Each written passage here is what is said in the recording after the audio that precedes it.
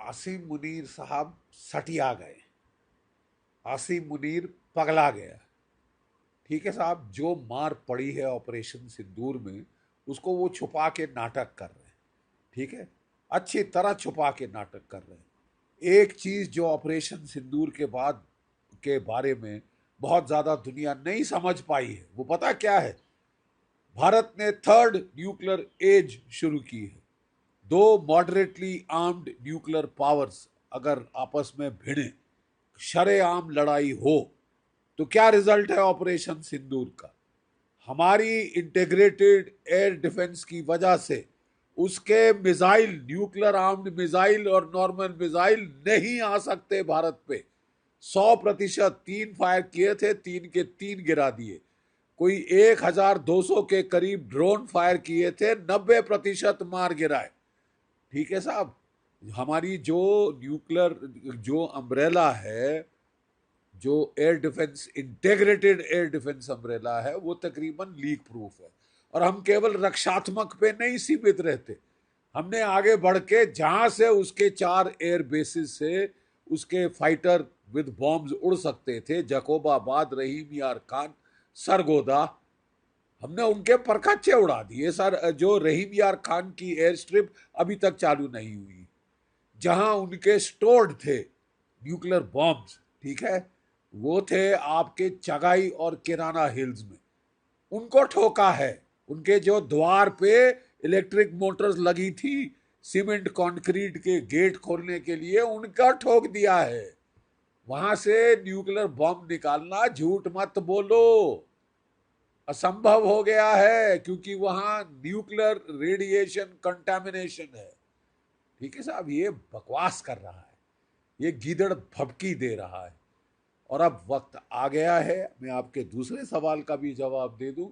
जैसे कि उपेंद्र द्विवेदी साहब, हमारे आर्मी चीफ साहब ने बिल्कुल सही कहा है, अब वक्त आ गया है कि इनको आड़े हाथ लिया जाए, वंस एंड फॉर ऑल। वही समीकरण हो रहा है जो 1971 में था। ठीक है, और तब भी हमने हिम्मत मर्द किया था और मदद खुदा आई थी। ठीक है, और 2 टुकड़े हो गए थे पाकिस्तान के। ये तो एक सर में दर्द है, एक माइग्रेन है इंटरनेशनल। इसको अब खत्म खलास करना होगा। ठीक है साहब, अब टाइम आ गया है कि जो हमारा लिमिटेड वॉर की तरफ आउटलुक है, उसमें केवल 2 रिस्ट्रिक्शन रह जानी चाहिए कि न्यूक्लियर वॉर, न्यूक्लियर वेपन, हम हथियार इस्तेमाल नहीं होने देंगे, और हम पूरा लड़ेंगे, पुरजोर लड़ेंगे। लिमिटेड वॉर जो होगी will be limited only in time and non use of nuclear weapons. ठीक है साहब, ये वक्त आ गया है। आसिम मुनीर अपने सर पे बुला रहे हैं। जब सियार की मौत आती है तो वो शहर की तरफ भागता है। ये समझता है इसको, जैसे कि पाकिस्तान ने सोचा था 1971 में इसको अमेरिका बचा लेगा, चीन बचा लेगा। ना अमेरिका बचा पाया, ना चीन। ठीक है साहब, ना अमेरिका बचा पाया, ना चीन। ये आदमी, ये शख्स अपनी पर्सनल एम्बिशन के लिए, ये इसने फील्ड मार्शल बनने के लिए, जो एयरफोर्स का चीफ था पाकिस्तान का, इससे सीनियर था,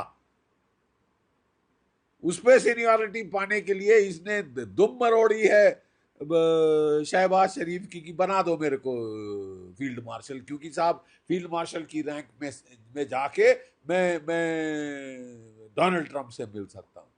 डोनाल्ड ट्रंप ने शहबाज शरीफ को नहीं बुलाया, इसको बुलाया है।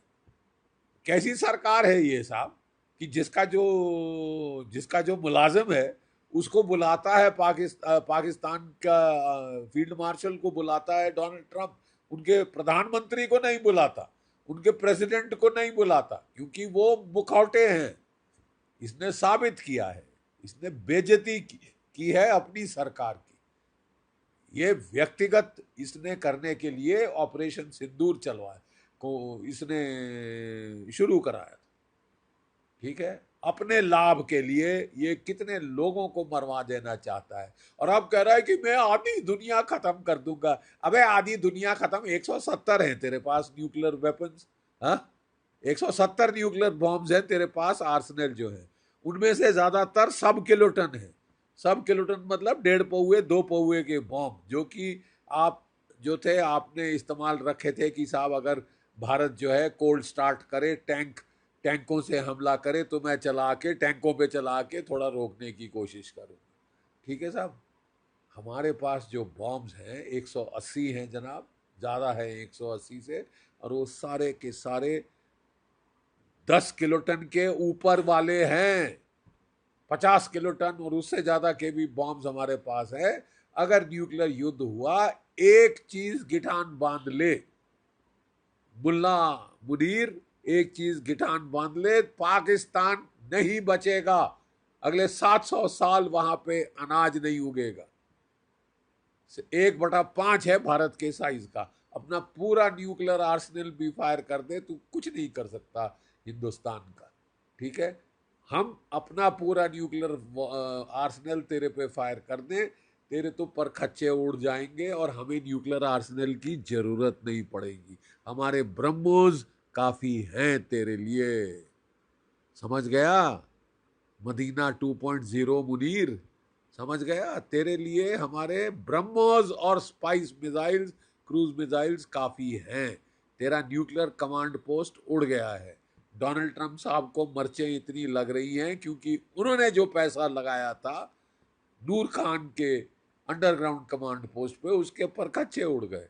जो कि उन्होंने ड्रोन कमांड पोस्ट मुरीद के एयरबेस में उड़ाया बनाया था, उसके पर कच्चे उड़ गए। इनके जो कोई 8 से ज्यादा तो F-16 फाइटर जमीन पे ध्वस्त हो गए। इनके जैसे हमारे एयर चीफ साहब ने साफ बता दिया है, 5 जेट फाइटर नॉकआउट किए हैं हमारे S-400 ने, और एक बड़ा जहाज या तो AEW या एलिंट एयरक्राफ्ट, ये 300 किलोमीटर की ज्यादा रेंज पे ठोक दिया। तू बात क्या कर रहा है? तू ये मुंह मसूर की दाल, तू बच गया है। नहीं तो तेरे पे आया था अगला ब्रह्मोस। ठीक है, मरियम कमांड पोस्ट में घुस के बच रहा था, फैमिली को अमेरिका भेज दिया था।